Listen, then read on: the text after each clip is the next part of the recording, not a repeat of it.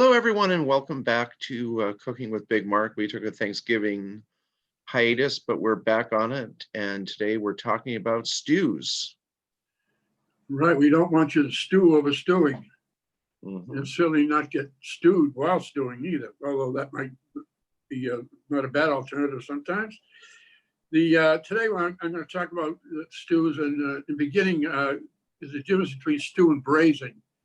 Mhm. Braising sort of done with larger pieces of meat, and I think I will talk about that next time. Fantastic.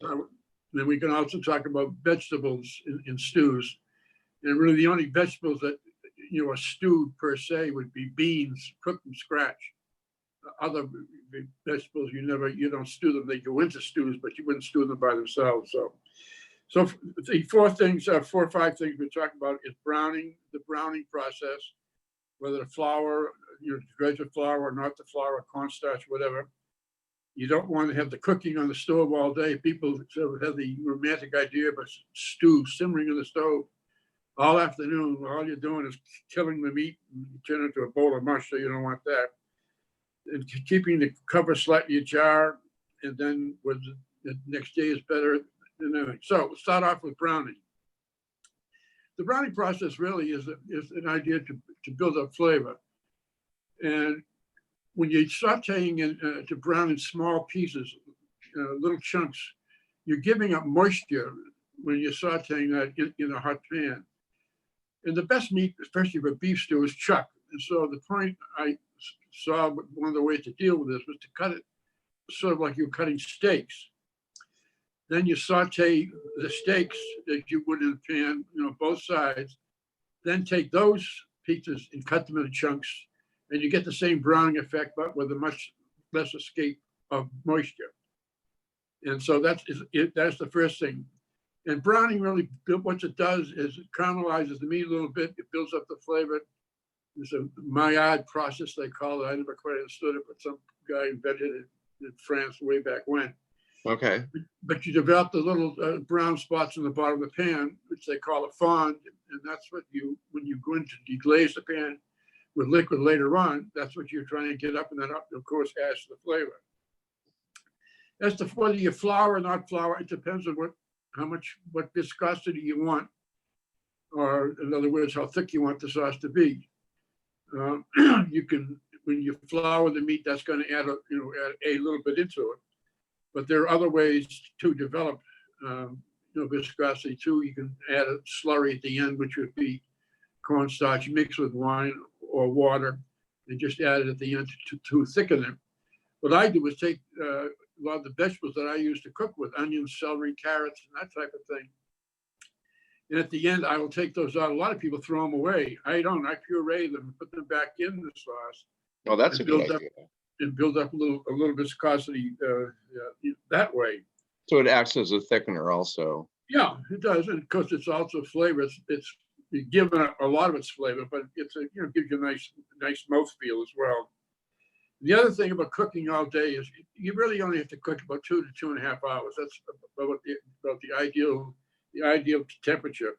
That's when the connective tissue breaks down, and a gelatin-like type of thing appears. That's when you get the gel when you see it. If you do chill it before eating, that's where that comes from. What temperature would you use your oven on? Well, I usually use about 350, which I think that kind of translates. Now, there's two ways to do it, man. I'm talking about a lot of people like to do stews on top of the stove. So, cover it. Okay. And that you just cook.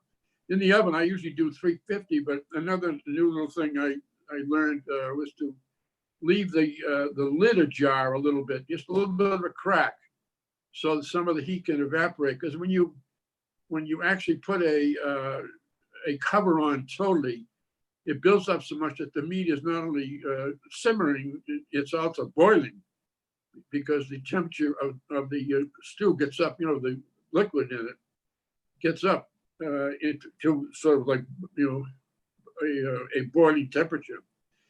Then as far as that, those are the basic things of stews. I mean, what goes in it, they're all the different names of it, every ethnic country or every ethnic culinary background has their own stew. The browning factor, again, they talk about, salting is another thing. When you salt your meat, you either just salt the meat just prior to do it right away or about 45 minutes ahead of time. What happens with salt, if you do it ahead of time, it brings out the moisture. And if you do that, you do this even when you're sauteing steaks, you want to pat them dry because the moisture comes out. So when it's the pan, the browning will take, will be more effective on a dry piece of meat rather than one that's got a little bit of a water thing from the salt drying it out. Then, so that's the process of doing it. That's the science of it. What you put into it's all FIFO, flavor in, flavor out. Every, what grows in your backyard in different countries, that's what they use. The different names are like Barraquedo is from Brazil, Cascino, Italy, Rojos from Portugal, Tang Klink from Indonesia, Waterzooi from Belgium, and Scorse from England. Those are all names of their local stews. Mm. There was probably about 35 or 40 other names in the same way too. So it all comes down to what flavors you like, what herbs you like to add into it, what vegetables you want to prefer. But it's the main thing is getting that meat cut properly, browned properly. And then when you put in the liquid that you're going to use, whether it's wine, red wine, white wine, depending on the meat, or just, stock or bouillon, that's where the stew comes from. And stewing for about 2.5 hours is the ideal time. Excellent. And in terms of, obviously we're going to talk about vegetables next week, but in terms of your favorite stew vegetables, you've mentioned to me before that you aren't a big potato guy, but you like parsnips, you like carrots. It's almost any root vegetable. Again, those are the ones that are in all the countries, especially European countries. That's the root vegetables are the ones that they grow and they save, and in root cellars and all that type of thing. And those are the things that go into the stews because that's what's available in January, February, March. Yeah, that makes sense. I was interested when I worked in a couple of South American restaurants, the use of yuca as a not only a vegetable but a thickener. Absolutely. Well, all those, that's a starch. Any starch can thicken, and so yucca is fine. I'm trying to think of the other one. There's another one which I forget the name of it is. Taro? No, that's arrowroot is one. But no, there's another one. It begins with M, I think. It's like a big root vegetable. Manioc, maybe. I know what you mean. I can't think of it either. So for our stewing, this is a wine that would be good, actually, both in your stew and to accompany your stew. This is a Shiraz from Darrenburg, from Claren Vale in South Australia.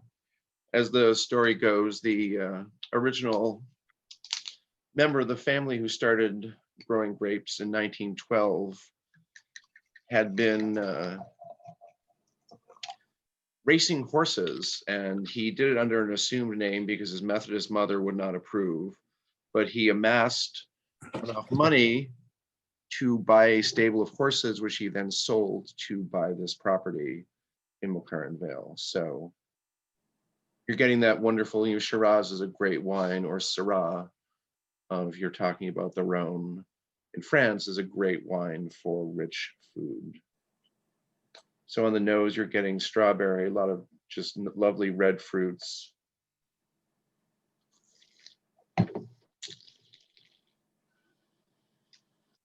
On the palate, it's it's definitely a fruit-forward Australian style, but there's really nice acidity, and you get a very distinct fruity Tabasco quality, and that's the Italian phrase for fruits of the wood. Anything that grows in the brambles, strawberries, raspberries, blackberries, and not a lot of tannin, but enough to kind of cut through the fat, and the acidity will do that as well.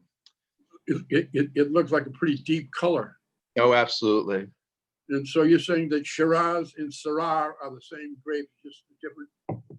Exactly, different different plantings in different countries. And, if I had my druthers, I would drink Saint Joseph all the time, which is the wonderful Northern Rhone. Syrah, but it is not in the budget. So going to Shiraz is a good sort of day-to-day wine choice. So in any case, this was Stu's. If you enjoy, make sure to subscribe, tell your friends, and welcome to December. Thank you, Dad. Thank you. All right. Bye-bye.